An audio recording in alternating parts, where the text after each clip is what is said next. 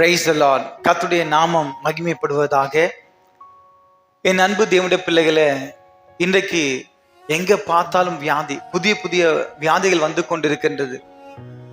இன்றைக்கு மருத்துவமனையில பார்த்தீங்கன்னா இன்னைக்கு ஒரே கியூ, வியாதிக்காக மக்கள் போராடி சுகம் பெற வேண்டும் என்று சொல்லி போராடி கொண்டிருக்கிறார்கள். ஆனால் எவ்வளவோ மாத்திரைகள் மருந்துகள் கொடுத்தாலும் அது சரியாக சுகம் பெறவில்லை. வேதாகமத்துல பார்க்கிறோம், கர்த்தர் சகல நோய்களையும் உன்னை விட்டு விலக்குவார். உனக்கு தெரிந்திருக்கிற எகிப்தரின் கொடிய ரோகங்களில் ஒன்றும் உன்மேல் வரப்பண்ணாமல் உன்னை பகைக்கிற யாவர் மேலும் அவைகளை வரப்பண்ணுவார் என்று பார்க்கிறோம். என் அன்பு தேவனுடைய பிள்ளைகளே, இன்றைக்கு உன் வாழ்க்கையில கர்த்தர் சொல்ற காரியம் என்னன்னா, கர்த்தர் சகல நோய்களையும் உன்னை விட்டு விலக்குவார். மற்ற எதிராளிக்கு என்ன வருதோ அது நமக்கு தேவையில்லை. ஆனால் நீ நோய் இல்லாமல் இருக்கணும், நீ வியாதியின் படுக்கையில் இருக்கக்கூடாது. வேதாகமத்தை பார்க்கும்போது நான் அவளுக்கு ஆரோக்கியத்தையும் சௌக்கியத்தையும் வரப்பண்ணி என்று பார்க்கிறோம்.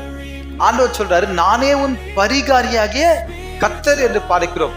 அவருடைய தழும்புகளால் குணமானீர்கள் என்று பார்க்கிறோம்.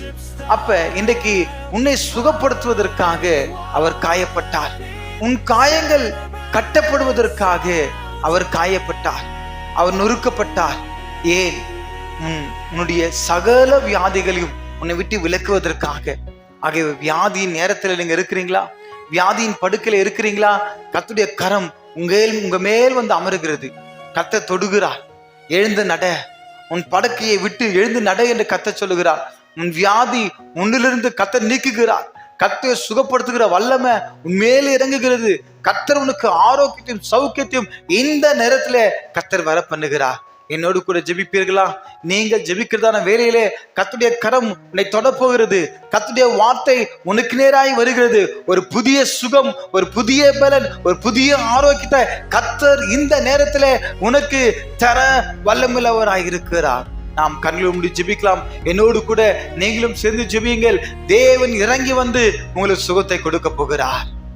மகா கிருபையும் இரக்கமுள்ள தேவனே, என்னோடு கூட ஜெபிக்கிற என் அன்பு பிள்ளைகளை ஆண்டவரே, அவங்களுக்கு வாழ்க்கையில காணப்படுகிற சரீரத்துல காணப்படுகிற வியாதிகளை நீக்குங்க, மரண படுக்கையை நீக்குங்க, பரிபூர்ண சுகத்தையும் ஆரோக்கியத்தையும் பலத்தையும் என் தேவனில் கட்டளையிடுவீராக. ஆண்டவரே, இந்த வேலை ஜெபிக்கிறதான வேலையிலே பரலோகம் திறக்கப்படுகிறது.